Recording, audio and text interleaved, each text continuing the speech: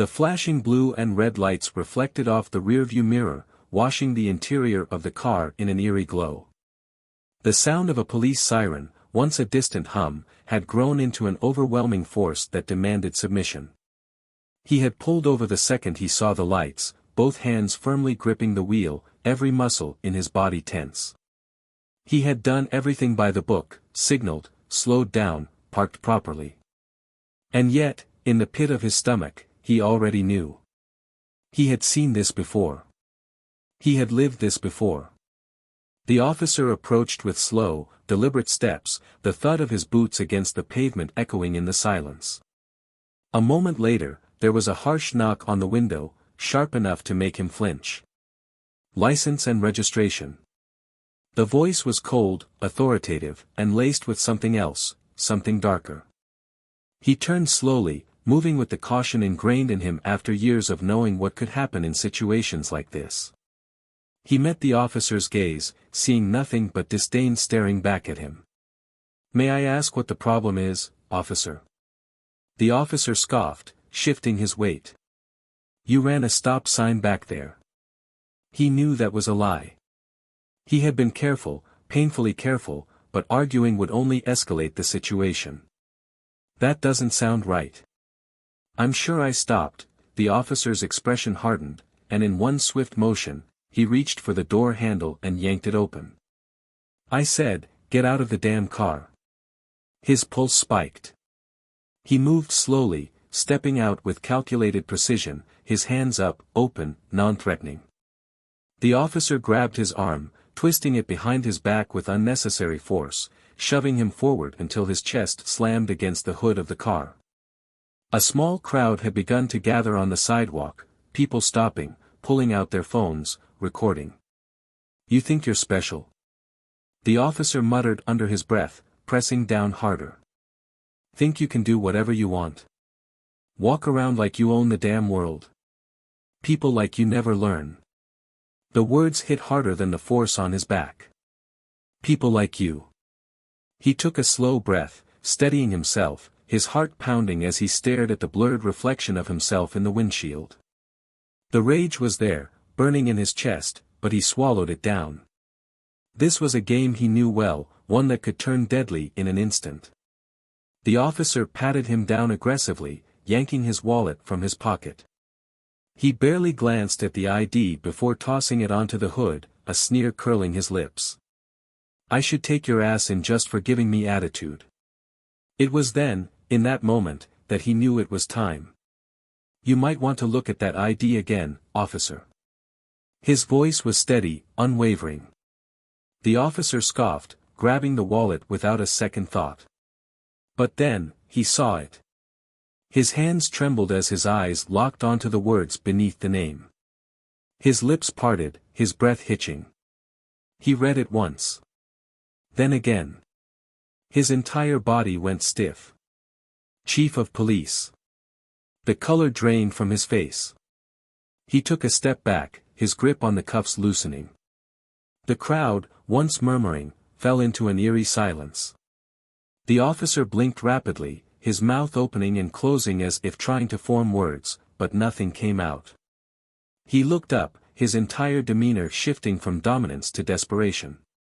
"Sir, the man straightened, rolling his shoulders, feeling the weight of the situation shift entirely in his favor.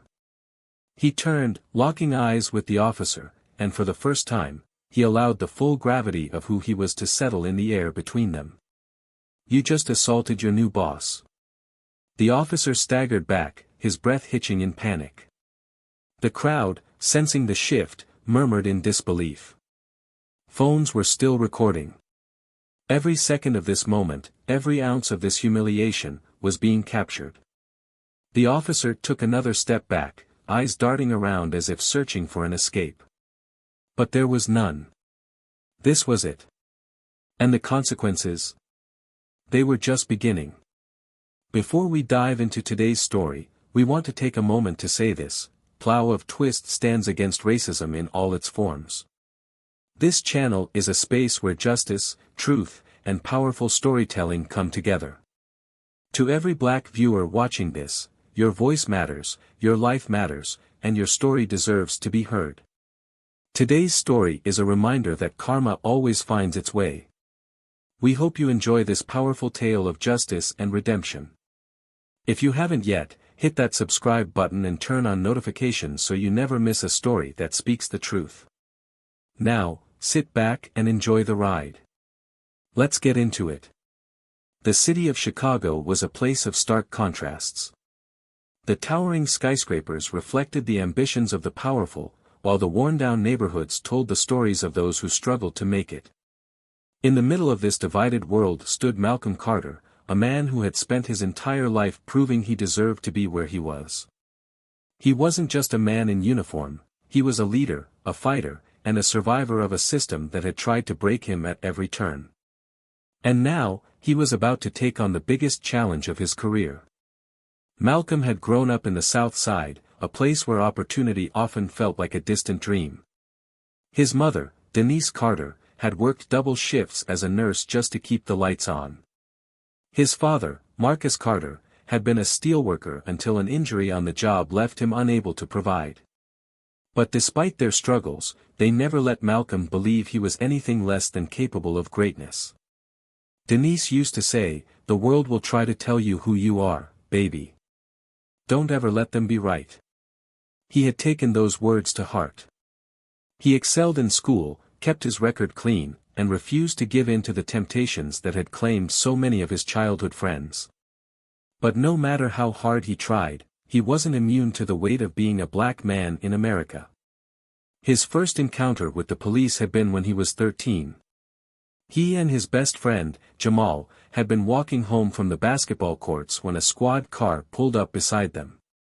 The officers stepped out, hands on their holsters, demanding to know what they were doing in the neighborhood.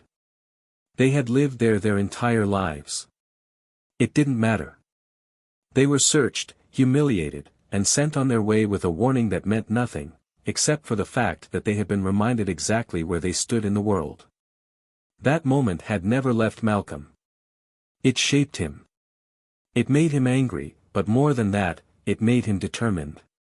He had decided, right then and there, that he was going to be on the other side of that badge. He was going to change the system from within. And he did. Malcolm graduated top of his class from the police academy. He climbed the ranks quickly, earning respect not just because of his intelligence and skill, but because he was a man of integrity. He had seen the corruption, the racism, the abuse of power, he had experienced it firsthand. But unlike so many others, he refused to turn a blind eye. He spoke up, pushed back, and made it clear that he was there to protect and serve all people, not just the ones the system deemed worthy. That kind of attitude didn't make him many friends within the force. There were whispers behind his back, roadblocks thrown in his way, and men who thought he was too ambitious for his own good. But Malcolm didn't care. He wasn't in it for the approval of his peers, he was in it for the people who needed someone to fight for them. And now, after years of relentless dedication, he had been given the highest honor of his career. He had just been named the new chief of police of Chicago. It was a moment of triumph. A moment where he should have been celebrating. But the truth was, Malcolm knew that this title came with a war. There were people who didn't want to see him in that position, people who wanted him to fail, who would do anything to discredit him, to tear him down. And one of those men was Officer Daniel Reynolds. Reynolds was the embodiment of everything wrong with the system. He had been with the force for over 20 years, a man who had long since abandoned any sense of duty in favor of power, control, and unchecked authority. He saw himself as untouchable, a cop who could do what he wanted, when he wanted, with zero consequences. His file was filled with complaints. Excessive force. Racial profiling. Abuse of power. But none of it had ever stuck. He had friends in the right places, people who protected him, who saw him as one of their own. He hated men like Malcolm Carter. To him, Malcolm was a threat, not just because he was black, but because he was competent. He was a man who challenged the status quo, a man who refused to play by the unspoken rules that had allowed officers like Reynolds to operate unchecked for decades. So when Reynolds pulled over a black man in an expensive car that evening, he wasn't thinking twice about it. To him, it was just another stop. Just another opportunity to remind someone where they stood. He didn't recognize the man behind the wheel. He didn't care to. All he saw was skin. And that was enough. The moment the man questioned him, Reynolds felt that familiar surge of power, that electric thrill that came from knowing he could do whatever he wanted, and no one would stop him. So he yanked the door open. So he forced him onto the hood. So he pressed down harder than necessary. He wasn't worried about the crowd watching, about the cameras pointed at him. He had gotten away with worse before. But then, the man spoke. "You might want to look at that ID again, officer." Reynolds barely looked down at the wallet he had tossed onto the hood. He didn't need to. He already knew who this man was in his mind, just another black man who thought he could talk back. But then, he saw it. And for the first time in his life, Officer Daniel Reynolds felt something he had never felt before. Fear. Because standing in front of him, in cuffs he had put there himself, was his new boss. And in that instant, everything changed. Reynolds' mind raced. The cameras. The witnesses. The realization that he had just committed the biggest mistake of his career. The people watching had gone silent, the energy in the air shifting as the weight of the situation settled on everyone present. Malcolm Carter stood slowly, rolling his shoulders, stepping forward with the authority that now belonged to him. "You just assaulted your new boss." Reynolds stumbled back, his heart hammering in his chest. The badge on his chest suddenly felt like a noose tightening around his neck. He had spent years believing he was untouchable.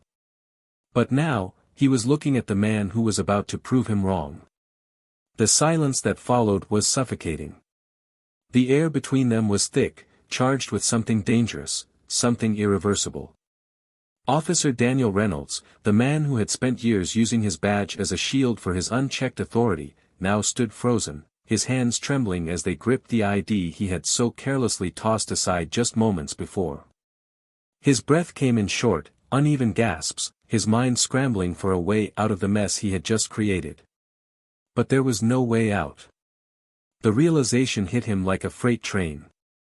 He had humiliated, assaulted, and restrained the one man in this entire city he should have never laid his hands on. And now, standing in front of him, free from the cuffs that had been ripped off as soon as the truth was revealed, was Malcolm Carter, his new boss. Malcolm didn't move at first. He just stood there, his dark eyes locked onto Reynolds, his expression unreadable. He had spent his entire career preparing for moments like these, moments where power shifted, where men like Reynolds finally felt what it was like to be powerless. He could see the sweat forming along the officer's hairline, the way his lips pressed into a thin, desperate line, searching for something, anything, to say that would make this all go away. But nothing could make this go away. Not this time. The murmurs from the crowd had grown into something more, a ripple of disbelief and hushed excitement. People weren't just watching anymore. They were waiting. Waiting to see what would happen next. Waiting to see if, for once, justice would be served in real time. Reynolds swallowed hard. His voice, when he finally spoke, was weak, unsteady, a ghost of the arrogance it had carried just minutes ago. "Sir, this was a misunderstanding. I didn't know." Malcolm cut him off with a slow, deliberate step forward. "Didn't know what?" His voice was even, controlled, but there was an edge to it, something sharp and restrained, like a blade being held back only by sheer will. Reynolds' mouth opened, but no words came. What was there to say? That he wouldn't have treated him this way if he had known who he was? That the only mistake he had made was in not recognizing the power behind the face he had brutalized? That if Malcolm had been anyone else, just another black man in the wrong place at the wrong time, none of this would have mattered? The weight of it pressed down on him, squeezing the air from his lungs. Malcolm didn't need an answer. He already knew it. He had seen it his entire life. But something about this moment was different. This time, the rules had changed. This time, there would be consequences. He turned slightly, his gaze shifting to the officers who had arrived on the scene, drawn by the commotion.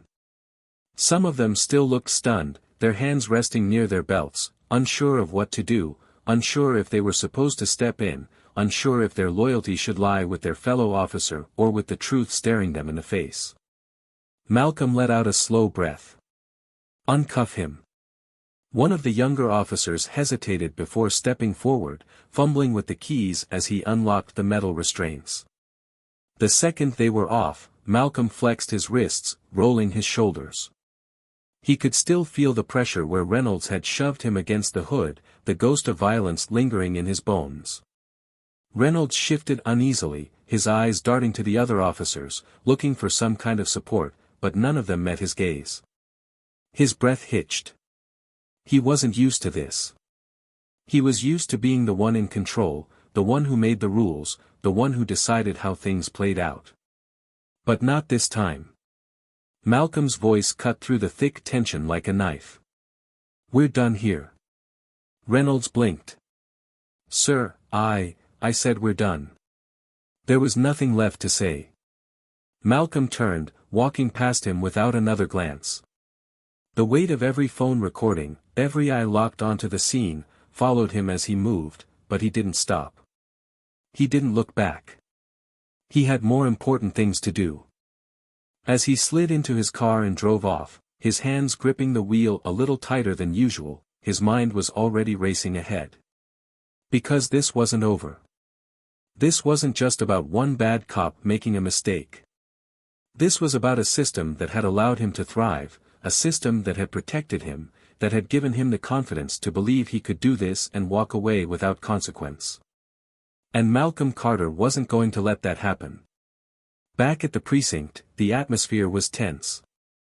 Word had spread fast, faster than any press release ever could. Officers whispered in corners, eyes darting toward the chief's office, toward the man who had just flipped the entire power dynamic on its head. Some were nervous. Others were angry. And some, the ones who had spent years turning a blind eye, were simply waiting to see how it would all unfold. Reynolds sat at his desk, his jaw tight, his hands clenched into fists. He could feel the weight of the stares, the unspoken judgment pressing in on him from all sides. He had spent years commanding respect through fear, through the unwavering confidence that no matter what he did, he would be protected. But now, there was doubt. And doubt was dangerous. The door to Malcolm's office swung open. Reynolds. Inside. Now. Every muscle in Reynolds' body tensed. He stood, adjusting his belt, trying to mask the panic creeping up his spine. He had faced down criminals, had pulled his gun on men who had nothing left to lose, had stared into the eyes of those he knew hated him. But none of them had made him feel like this. Like he was the one being hunted. He stepped inside, closing the door behind him. Malcolm sat behind his desk, hands folded in front of him, his expression unreadable. The air between them was charged, the kind of silence that preceded a storm. Malcolm finally leaned forward. "You know why you're here." Reynolds forced himself to keep his voice steady.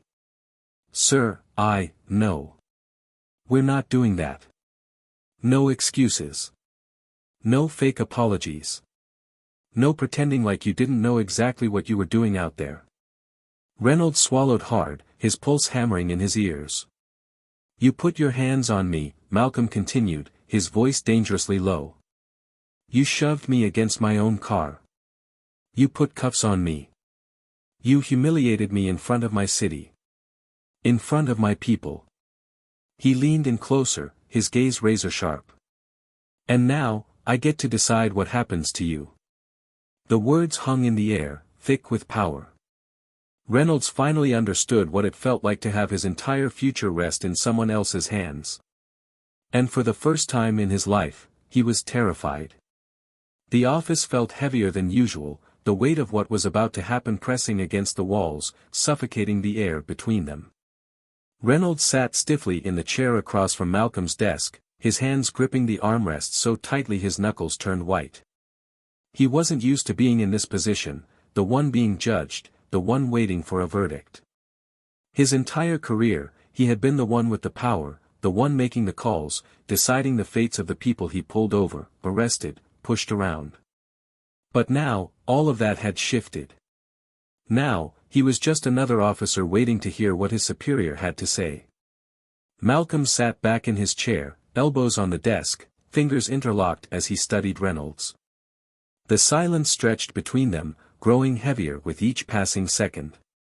He wasn't rushing this moment, wasn't going to make it easy for the man sitting in front of him. He wanted him to feel it, the same way so many black men had felt it when they were forced to sit across from officers like Reynolds, waiting for their sentence. The irony wasn't lost on him.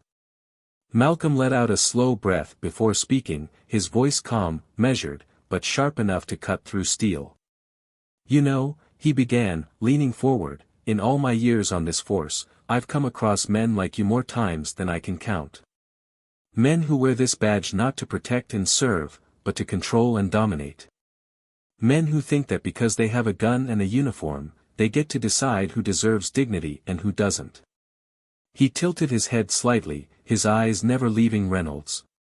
"But what fascinates me the most is the way you all react when that control is taken away. When suddenly, you're not the one holding the leash." Reynolds' jaw tensed, his body stiff as he forced himself to hold Malcolm's gaze.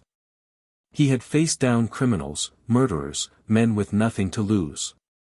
But none of them had ever made him feel this vulnerable. "Sir, no," Malcolm cut him off, his voice a blade slicing through the room. "We're not doing that. No justifications, no bullshit apologies, no excuses." He leaned forward, his eyes dark with restrained fury. "You put your hands on me. You threw me against my own car. You put cuffs on me. You humiliated me in front of a crowd. And for what? Because I asked you a question. Because I had the nerve to expect basic human respect." Reynolds opened his mouth, but nothing came out. What could he say? That he didn't know who Malcolm was? That if he had known, he would have treated him differently? That was the worst part, it was the truth. If Malcolm had been just another black man in a nice car, Reynolds wouldn't be sitting in this office right now. He would be at his desk, filling out a report, moving on with his day like nothing had happened. And Malcolm knew that. The realization settled over Reynolds like a noose tightening around his throat. "I watched you out there," Malcolm continued, his voice softer now, but no less lethal. "The way you walked up to my car, the way you spoke to me, the way you threw me around like I was nothing." He paused, letting the weight of his words sink in. "You enjoyed it." Reynolds' fingers twitched against the armrest, his breath coming in shallow bursts. "That's what gets me the most about all of this," Malcolm said, shaking his head. "It's not just that you abuse your power, it's that you like it. The control. The fear. The humiliation." He exhaled sharply. "And you really thought you were gonna walk away from this without consequences?" The room went silent again, the air between them thick with unspoken truths. Reynolds swallowed hard. I made a mistake." Malcolm let out a dry, humorless laugh. "A mistake?" He leaned back, shaking his head. "A mistake is forgetting someone's name. A mistake is putting the wrong time on a report." His gaze locked onto Reynolds, his next words slicing through the air like a razor. "What you did was a choice." Reynolds clenched his jaw, his fingers twitching against his thigh. Malcolm studied him for a long moment, then finally, he stood.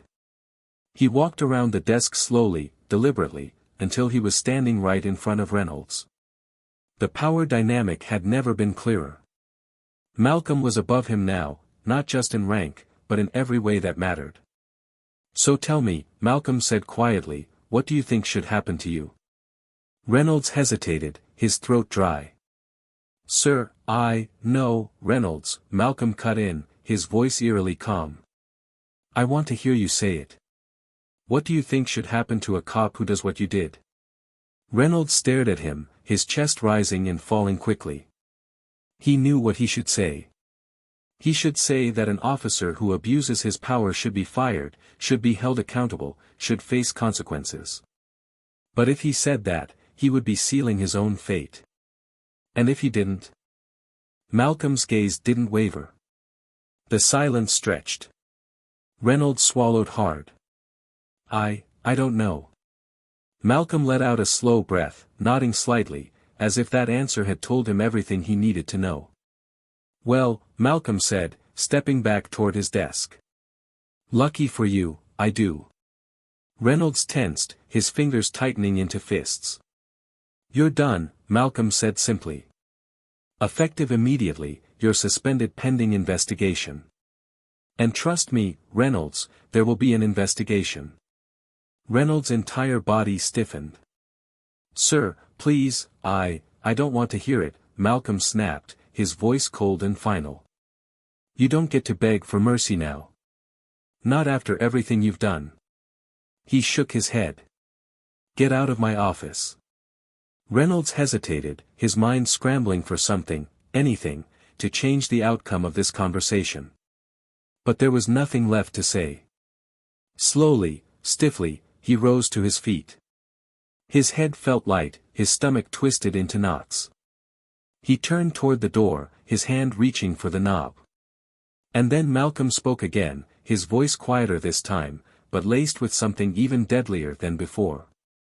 Oh, and Reynolds. The officer froze, his back still turned. Malcolm's next words shattered any remaining hope Reynolds had of escaping this unscathed. You'd better hope I don't find out what else you've been up to. A chill ran down Reynolds' spine. He swallowed, nodding stiffly, before stepping out of the office and closing the door behind him. He didn't know it yet, but his worst nightmare was only beginning. Reynolds' legs felt like lead as he walked through the precinct, each step slower than the last. The usual confidence in his stride was gone, replaced by the overwhelming weight of something he had never experienced before, powerlessness. The murmurs followed him like a shadow, officers exchanging glances, some with barely concealed smirks, others with whispered words he couldn't quite catch. He didn't need to. He knew exactly what they were saying. He had built his career on the foundation of fear and control, ensuring that no one dared to question him, that no one stood in his way. But now he was the one being talked about. The one being judged. And worst of all, he was the one who had no idea what was coming next. He stepped into the locker room, slamming his fist against the nearest metal door, the clang echoing through the empty space. His breathing was ragged, his mind racing. This wasn't supposed to happen. This wasn't how things worked. Officers like him didn't get punished. Officers like him had people watching their backs, covering their tracks. His hands curled into fists as he thought about Malcolm Carter. He had been on the force for 20 years, and in all that time, he had never hated anyone the way he hated him right now. Carter wasn't supposed to be in charge. He wasn't supposed to be sitting behind that desk, calling the shots. He was supposed to be one of them, knowing his place, following the unspoken rules. But instead, he had turned everything upside down. The door creaked open, and Reynolds stiffened as Officer Grant walked in.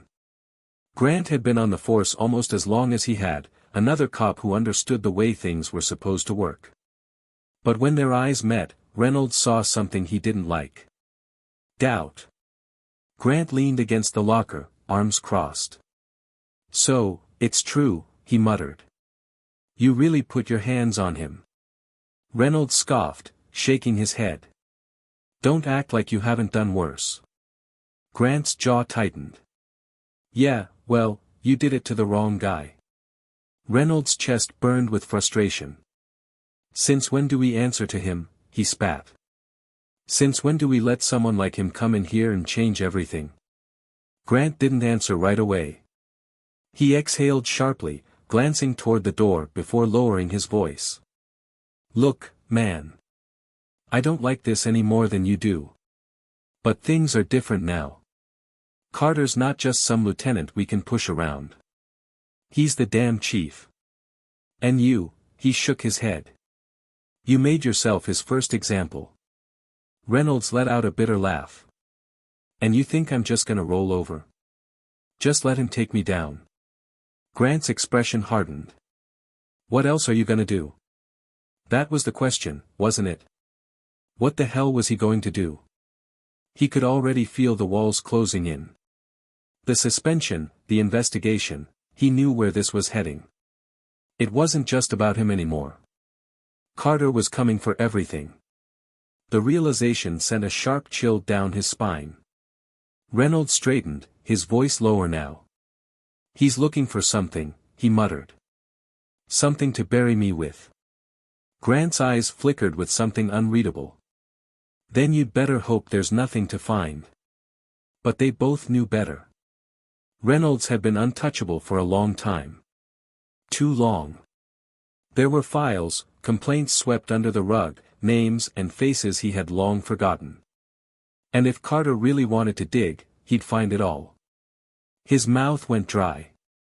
"I need to talk to him." Grant scoffed. "Talk? And say what?" Reynolds clenched his jaw. He didn't know. But sitting around, waiting for Carter to destroy him, wasn't an option. He grabbed his jacket and stormed out, his heart pounding. He wasn't going to let this happen. He couldn't. The walk back to Carter's office felt longer this time, every step dragging him closer to something he wasn't prepared for. The door was open when he arrived, but he knocked anyway, waiting until Carter looked up from his desk. Malcolm's expression didn't change. If he was surprised to see Reynolds standing there, he didn't show it. Reynolds forced his voice to stay even. "We need to talk." Malcolm leaned back in his chair, folding his arms. "Do we?" Reynolds took a step inside, shutting the door behind him. "Look, I know what you're doing," he said, keeping his voice low. "You're not just suspending me. You're coming for my job, my record, my whole damn career." Malcolm didn't deny it. "You're right." The bluntness of it knocked the breath from Reynolds' chest. Malcolm rested his elbows on the desk. "Tell me, Reynolds, why should you still have a badge?" Reynolds gritted his teeth. "Because I've put in 20 years on this force. Because I've done my job. Because no one's ever stopped you before." Malcolm interrupted, his voice dangerously calm. Reynolds' fists clenched at his sides. "You don't know what it's like," he muttered. "Walking these streets, dealing with these people," Malcolm repeated, his voice turning cold. Reynolds exhaled sharply. I know exactly what you mean," Malcolm said, standing up. He took a step around the desk, closing the space between them. "You think this is about just one traffic stop? One mistake?" He shook his head. "You've been getting away with this for years. You just finally picked the wrong person." Reynolds' stomach twisted. "So that's it? You're gonna ruin me?" Malcolm studied him for a long moment, then exhaled. "I don't have to ruin you, Reynolds. You did that yourself." The words hit harder than any punch. Reynolds felt the ground shifting beneath him, the panic rising in his throat. He had walked in here thinking he could control this, thinking he could fix it. But there was nothing left to fix. Malcolm's voice dropped lower, the final nail in the coffin. "You want to know the real reason you're scared right now? It's because, for the first time in your life, someone with more power than you is holding you accountable." Reynolds had nothing left to say. Because deep down, he knew Carter was right. And there was nothing he could do to stop what was coming next. The precinct had never felt so unstable. Every step Malcolm took down the dimly lit hallways carried a weight, an unspoken tension hanging in the air like a storm about to break. The air was thick with murmurs, hushed conversations exchanged between officers who weren't sure which side of the fence they stood on. Some kept their heads down, pretending not to see him as he walked past, while others barely concealed their resentment. But he could feel it, the shift. For years, this place had run on the silent understanding that men like Reynolds were protected, that no matter what they did, no matter how many complaints stacked up, how many lives they disrupted, they would always walk away clean.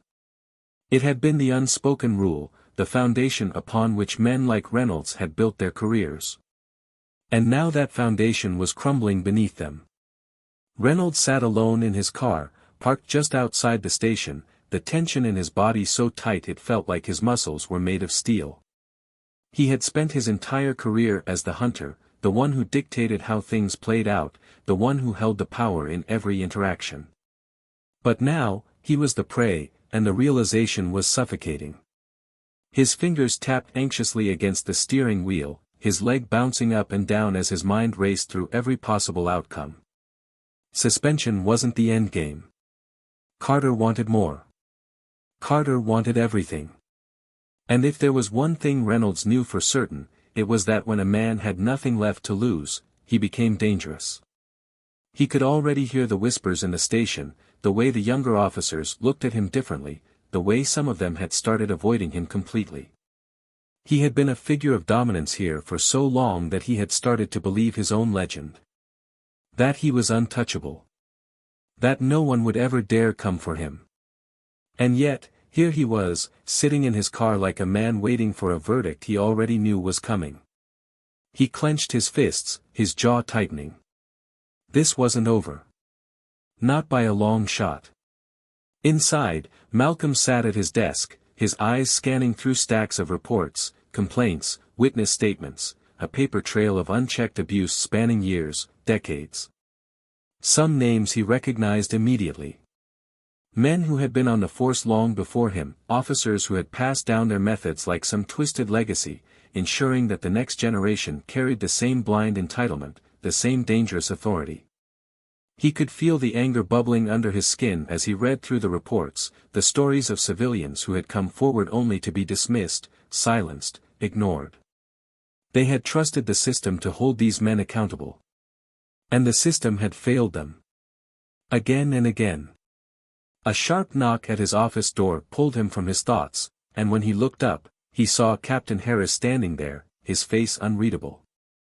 Malcolm exhaled slowly, nodding toward the chair in front of his desk. Shut the door.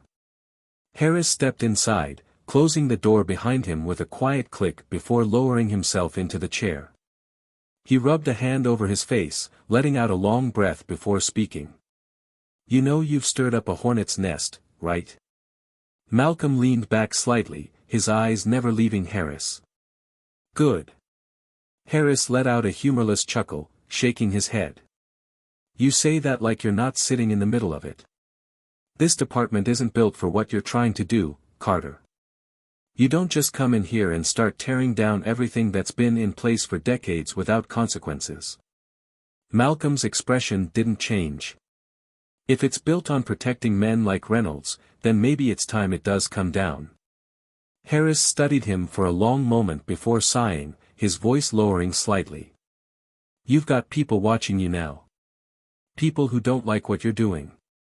The old guard, the ones who've been calling the shots for years, they're not going to sit back and let this happen without a fight. They don't like that you're coming after one of their own. Malcolm's jaw tightened, his fingers drumming lightly against the surface of his desk. Then they should have done something about him a long time ago. Harris nodded, leaning forward, resting his elbows on his knees. I agree with you. But that doesn't change the fact that you've got to be smart about this. Reynolds isn't going to go down quietly. He's desperate. And desperate men. They don't play fair. Malcolm knew that. He had seen it in Reynolds' eyes when he had walked out of his office. The man was unraveling, clinging to whatever sliver of power he had left, and when a man like that was backed into a corner, there was no telling what he'd do. Harris hesitated before continuing. There's talk that Reynolds has some friends higher up who might try to make this whole thing go away. Pressure from the union. Maybe even someone in the mayor's office. The kind of people who can sweep this under the rug before you even have a chance to put it in the light. Malcolm's stomach twisted. He had expected resistance, but this? If Reynolds had people willing to pull strings, this could turn into something bigger than just a single officer facing consequences. This could turn into a war. He took a slow breath. He had two choices. He could let it go, settle for Reynolds' suspension, walk away before this thing exploded into something even bigger. Or he could keep pushing, keep digging, and risk everything to make sure Reynolds, and the system that protected him, was held accountable. His fingers tightened into fists. There was no choice. "I'm not walking away," Malcolm said, his voice firm. "Not this time." Harris sighed, nodding as he rubbed a hand over his face. "Then be ready for whatever comes next." The decision was made. Malcolm spent the next several hours gathering every shred of evidence he could find. Reports that had been buried, statements from victims that had been ignored, officers who had come forward only to be silenced. He wasn't just going after Reynolds. He was going after the entire system that had protected him. He was going to expose it all. And while Malcolm was making his moves, Reynolds was making his own. The older officer sat in his apartment, a half-empty bottle of whiskey in front of him, his mind racing through every possible way out of this mess. He knew he couldn't stop the investigation, but he could control the narrative. He could make this about more than just a traffic stop gone wrong. He could paint himself as the victim. A loyal officer being unfairly targeted by a new chief with an agenda. He had connections, people who owed him favors, reporters who were more than willing to spin a story in his favor. If he was going down, he wasn't going alone. That night, Malcolm's phone buzzed with a call from a blocked number. He hesitated for a second before answering, pressing it to his ear. A voice, low and unfamiliar, spoke on the other end. "Be careful, Chief. You're making enemies." The line went dead. Malcolm stared at the phone, his pulse steady. He wasn't scared. He was ready. Because this wasn't just about Reynolds anymore. This was bigger. And Malcolm Carter wasn't backing down. Not now. Not ever. The atmosphere in the precinct was dense, suffocating, filled with an unspoken tension that clung to every surface, pressing down on those who walked its halls. Malcolm could feel it. He could hear it in the hushed conversations, see it in the sidelong glances officers gave each other when they thought no one was watching. The walls carried the weight of a battle that had already begun, a war that was no longer silent, no longer buried under years of unchallenged power. The system was shifting, crumbling, fighting against the pressure of someone who refused to let things remain the same. And in the center of it all was Reynolds, a man who had spent his entire career being protected, his power unchecked, his authority never questioned. Until now. Now, he was unraveling, his once unshakable confidence slipping through his fingers, replaced by a desperation Malcolm could see, could feel. Reynolds had stormed into Malcolm's office, slamming the door shut behind him with enough force to send a shudder through the frame. He stood there, his broad shoulders squared, his fists clenched at his sides, his face twisted into something between rage and fear. His breathing was uneven, his eyes dark with something Malcolm recognized immediately, panic. It was in the slight twitch of his jaw, in the way his fingers flexed and uncurled like he was struggling to keep himself from lashing out. He was a man backed into a corner, a man realizing that, for the first time in his life, the rules that had always protected him were no longer working in his favor. Malcolm didn't move, didn't flinch, didn't react. He simply sat there, calm, steady, watching Reynolds as though studying a dying animal that didn't yet know it had been mortally wounded. Reynolds' voice was low, filled with barely contained fury. "You really think you've won, don't you?" His words carried an edge of disbelief, as if he still couldn't fully comprehend the fact that his control over this place, over his world, was slipping. Malcolm exhaled slowly, his expression unreadable. "I think you finally ran out of places to hide." His tone was steady, unbothered, as though he was simply stating a fact rather than engaging in a battle of words. Reynolds let out a bitter breath, shaking his head, his body coiled tight like a spring on the verge of snapping. You don't get it, do you? You think you're taking me down? You think exposing me is going to change anything? He stepped closer, his voice dropping, his eyes narrowing with something dark, something dangerous. You're making enemies you don't even realize exist. Malcolm didn't blink. His voice remained calm, measured. I'm very aware of who my enemies are, Reynolds. Reynolds scoffed, his lip curling in frustration, his fists still tight at his sides. You don't know the half of it. You're walking into something way bigger than you, Carter. You think the union is just gonna let this slide? You think the people who've kept this department running are gonna let some self-righteous chief come in and burn it all down? He took another step forward, lowering his voice even more, his tone now barely above a whisper. They will bury you before they let you bury me. Malcolm's eyes didn't waver, his expression remaining eerily controlled, even as he felt the weight of the unspoken threat settling into the room. He had known from the moment he stepped into this position that there would be resistance, that there would be people waiting for him to fail, people who wanted him gone before he could undo everything they had built.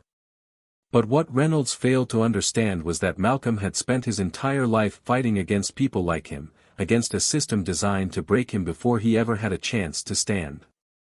You're scared, Malcolm finally said, his voice quieter now, but somehow heavier, filled with something that made Reynolds' jaw tighten. Reynolds' breath hitched, just barely, just enough for Malcolm to notice. Malcolm leaned forward slightly, his gaze unrelenting. You've spent your entire career knowing that no matter what you did, someone would be there to cover for you. Someone would erase the reports, silence the complaints, push everything under the rug. And now? His voice sharpened, his words cutting through the air like a blade. Now you're sitting across from someone who won't. Reynolds' entire body tensed, his knuckles whitening as his grip on the armrests of the chair tightened. I'm not going anywhere, Malcolm continued, his tone unwavering. I'm not backing down. And every single person who's covered for you, protected you, made excuses for you.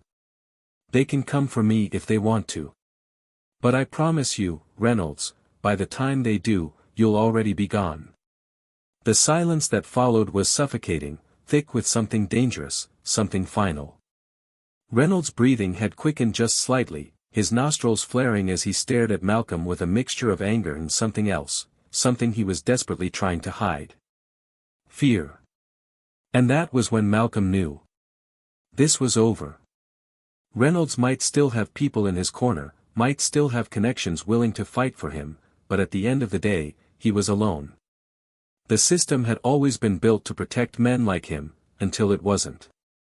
And now, as he sat there, facing the consequences of his own actions for the first time, he had nowhere left to turn. His voice was quiet, but there was no mistaking the bitterness in it. You don't belong here. Malcolm tilted his head slightly, his expression unreadable. Neither do you.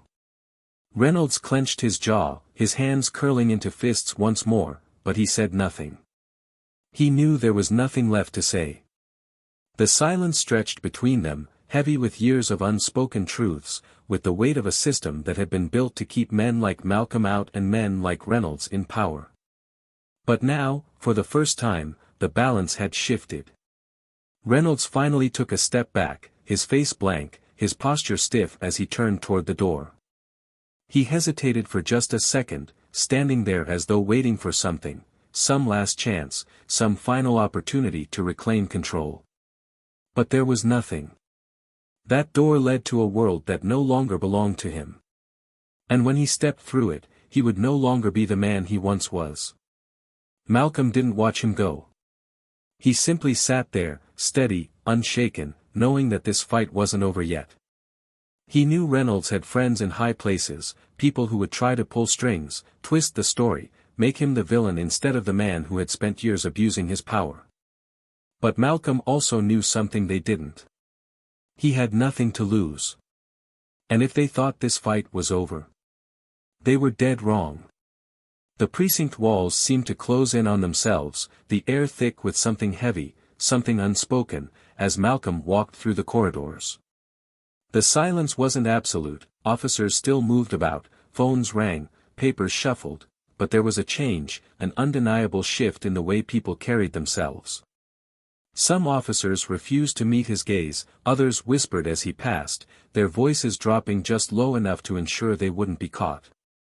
He could feel it, the tension, the resentment, the uncertainty. They all knew. They all felt the aftershocks of what had just happened, of what was still happening. The precinct had never been tested like this before, had never been forced to reckon with the rotting foundation it had been built on. Malcolm wasn't naive. He knew this wasn't over. Taking down Reynolds wasn't just about one bad cop finally facing justice, this was about something bigger, something deeper. There were men in this department, in this city, in high places, who didn't want to see him succeed. Who didn't want to see the balance of power shift in the way it just had. And Reynolds? Reynolds was their symbol. His fall wasn't just personal, it was a warning. If Malcolm Carter could bring down him, then maybe, just maybe, he could bring down the rest of them too. And that? That was something they wouldn't allow. He reached his office, but before he could push the door open, a voice stopped him. "Chief." Malcolm turned, his gaze landing on Captain Harris, the only man in this department who had been consistently honest with him since he had taken over. Harris's expression was unreadable, but Malcolm could see something underneath it, something uncertain, something bordering on worry. Malcolm gestured toward the office, stepping inside as Harris followed, closing the door behind him. The moment the latch clicked into place, Harris let out a breath, rubbing a hand down his face. "You've got a storm coming, Carter." His voice was low, steady, the tone of a man who had seen too much, who had lived through the kind of department politics that had buried better men before. Malcolm exhaled, stepping behind his desk, his fingers resting on the edge as he studied Harris carefully. "I know." Harris shook his head slightly, his jaw tightening. "No, you don't." His eyes met Malcolm's, hard, serious. "Reynolds isn't just going to sit back and take this. He's calling in favors. People are listening." Malcolm's fingers curled slightly against the desk. "Let them listen." Harris scoffed, but there was no humor in it. "Carter, you don't get it. You're not just fighting Reynolds anymore. You're fighting the entire damn system that's been protecting him. You think they're just gonna let you roll in here, make an example out of him, and walk away clean? You think they're gonna let you burn all this down?" He took a step closer, his voice dropping lower. "They will come for you. And they won't play fair." Malcolm knew that. He had known that the moment he had locked eyes with Reynolds on that street, the moment he had felt those cuffs tighten around his wrists, the moment he had stood up, looked him in the face, and refused to stay silent. But knowing it and feeling the weight of it pressing down on his chest in real time were two different things. His voice was calm when he finally spoke. "They've been coming for me since the day I put on this badge. The only difference now is that I'm not just taking the hits. I'm hitting back." Harris studied him for a long moment before sighing. "Then you'd better be ready for whatever comes next." Before Malcolm could respond, there was a sharp knock at the door. The two men exchanged a look, and Malcolm's jaw tightened. He could feel it already, the shift in the air, the way the next move was already being played before he had even had a chance to process the last one. "Come in." The door opened, and Deputy Commissioner Frank Whitmore stepped inside. A man who had been around far longer than Malcolm, a man who had survived through every wave of change this department had tried to implement.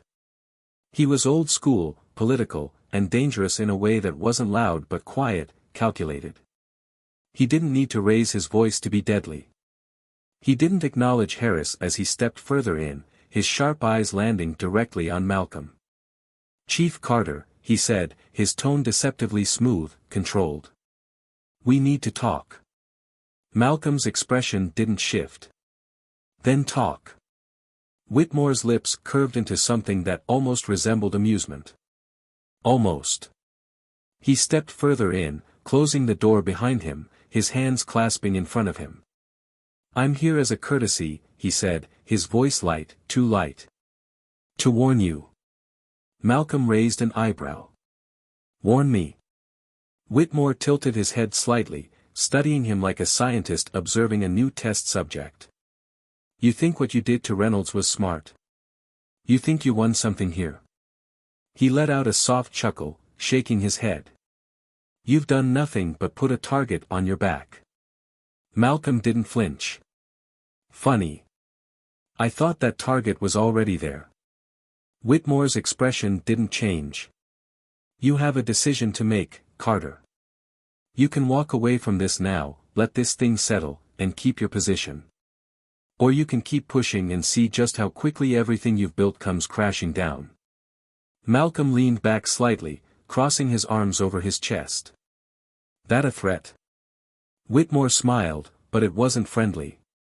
"That's a reality check." The silence stretched between them, thick, unchanging, a game of chess where neither was willing to make the first move. Malcolm could feel the weight of the choice being presented to him, the unspoken or else lingering in the air. Finally, Malcolm exhaled, slow, deliberate. "Tell Reynolds to pack his things." His voice was steady, final. "And tell whoever else is watching that I don't back down." Whitmore's smile faded just slightly, a flicker of something unreadable crossing his face. He studied Malcolm for a moment longer, as if searching for any sign of hesitation, any crack in the armor. But Malcolm gave him nothing. Finally, Whitmore nodded once, then turned, heading for the door. But just as he reached it, he paused, glancing back over his shoulder. His voice was softer now, but no less dangerous. "You should know, Carter, people like you don't last long in this job." Malcolm's lips pressed together, his expression unmoving. "Maybe it's time that changed." Whitmore held his gaze for just a second longer before stepping out, the door clicking shut behind him. The silence that followed was heavy, but Malcolm didn't let it settle. He turned toward Harris, his jaw tightening. "They want me to back down." Harris exhaled sharply. "Then what's your next move?" Malcolm's voice was steady, unwavering. "I push harder. Because this wasn't over. Not by a long shot. And if they thought they could scare him into silence, if they thought they could make him disappear, they were about to realize just how wrong they were. Malcolm Carter had fought his entire life to stand where he was. And now that he was here, he wasn't going anywhere. The storm had come and gone, leaving the precinct forever changed. The weight of what had happened in the last few weeks had settled into the very walls of the department, forcing a shift that could no longer be ignored. Malcolm Carter sat in his office, the blinds partially open, allowing the dim light of the city to seep through, casting long shadows across the room. He had been in this position long enough to know that justice was never immediate, that real change took time, persistence, and, more often than not, a fight that left scars. But now, for the first time in his career, he felt something he had rarely allowed himself to feel, satisfaction. Reynolds was gone. Not just suspended, not just quietly moved to another department, but gone. Fired. Stripped of his badge. The investigation into his past had unearthed far more than just the incident that had sparked it all. Complaints that had been buried were finally brought to light, victims who had been ignored finally had their voices heard. And the best part? The department had no choice but to let him go. The pressure had become too much, the evidence too damning, and not even his most powerful allies could protect him anymore. He had tried to fight, had tried to spin the narrative in his favor, painting himself as a scapegoat, a victim of political agendas, and a department desperate to save face. But the truth had already spread too far, the public already too aware. His fall was inevitable. Malcolm had expected him to go down swinging, to lash out in a final attempt to reclaim the control he had lost. But when it became clear that no one was coming to save him, Reynolds had done what all cowards eventually did, he folded. The last time Malcolm saw him was outside the station. Reynolds stood near his car, a man whose world had collapsed around him, his once imposing figure now smaller, diminished. He had been holding a box of his belongings, the weight of his downfall evident in his posture. When their eyes met, Reynolds didn't sneer, didn't try to muster one last act of defiance. Instead, he just stood there, staring at Malcolm like a man finally understanding the consequences of his actions. Malcolm had expected anger, resentment, maybe even a threat. But instead, Reynolds had spoken with something that almost sounded like regret. "I never thought it'd end like this." Malcolm had met his gaze, his own voice calm, steady, unchanged. "You never thought it would end at all?" Reynolds had said nothing after that. Just nodded, barely, before turning and stepping into his car for the last time. The sound of the engine starting had been the final note in a chapter that had taken far too long to close. But Malcolm knew this wasn't just about Reynolds. It had never been just about him. The investigation had reached further than expected. Officers who had covered for Reynolds found themselves under scrutiny, their own records pulled, their past mistakes no longer protected by the silence that had once shielded them. Some were forced into early retirement, others put under review, and a few, those whose hands were just as dirty as Reynolds, faced the same fate as him. The old guard had finally been forced to answer for what they had let happen for years. But it wasn't just about taking people down. It was about building something better in their place. For the first time, real reform was happening within the department. Officers who had felt powerless to speak up were now stepping forward.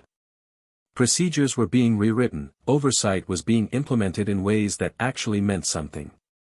The weight of justice, slow as it was finally being felt in a way that couldn't be ignored. And Malcolm? Malcolm was still here.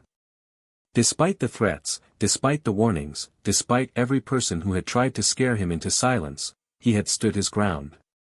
He had been tested, pushed to his limits, made to question whether the fight was worth it. But standing here now, in this office, in this position of power that had once been out of reach for people like him, he knew the answer. Yes. It was worth it. As he leaned back in his chair, staring out at the city, his phone buzzed on his desk. A message from Harris. "It's done. Officially." Malcolm let out a slow breath, letting the words settle in. It was done. For now. Because if there was one thing he had learned, it was that corruption never truly dies. There would always be another fight. Another battle. Another system trying to protect itself from accountability. But now, there was something different. Now, people knew it could be challenged. That the untouchable weren't untouchable after all. And Malcolm Carter was ready for whatever came next. Because no matter how hard they tried to stop him, no matter what threats they threw his way, he wasn't going anywhere. This story isn't just about one corrupt officer. It's about a system that has allowed men like him to thrive for years, about the people who protect them, the ones who turn a blind eye, who make excuses, who silence the voices that dare to speak up. But it's also about change. About the people who refuse to be silent. The ones who stand their ground, even when it's dangerous, even when they're outnumbered, even when the entire system is working against them. Power only exists when people allow it to go unchallenged. And this story? It's proof that it doesn't have to be that way. So tell me, what do you think? If you were in Malcolm Carter's shoes, would you have kept fighting? Would you have risked everything to make sure justice was served? Or would you have walked away, knowing how dangerous it could be to take on something so big? Drop your thoughts in the comments. Let's talk about it. And if you haven't already, make sure to subscribe to Tales of Twist so you don't miss more stories just like this one. Because sometimes, justice comes from the most unexpected places.